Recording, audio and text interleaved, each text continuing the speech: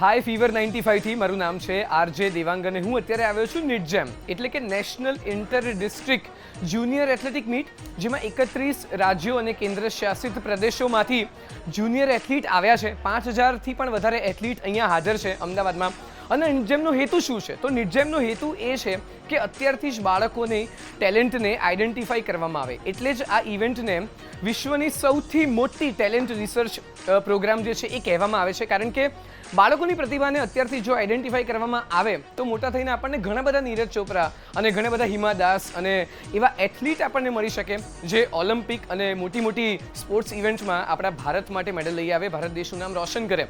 જ્યારે આપણા પીએમનું વિઝન છે કે 2036માં અમદાવાદમાં ઓલિમ્પિક થવા જોઈએ. હમણાં આપણે સાંભળ્યું કે 2047માં ઇન્ડિયા જે છે એ મેડલ ટેલીમાં નંબર 1 પર આવે એવું આપણે ઈચ્છીએ છીએ. તો આ એમ જે છે ને એ આપણા દેશમાં હવે તૈયાર થઈ ચૂક્યા છે. લોકો એથ્લીટ અહીંયા તૈયાર થાય છે. તો હું sports authority of India, sports authority of Gujarat અને ગવર્મેન્ટ ઓફ ગુજરાત અને ભારતની ગવર્મેન્ટને ખાસ હું થેન્ક યુ કહું છું કે તમે આ પ્રકારનું આયોજન અમારે ત્યાં અહીંયા ગુજરાતમાં અમદાવાદમાં કર્યું છે. Thank you.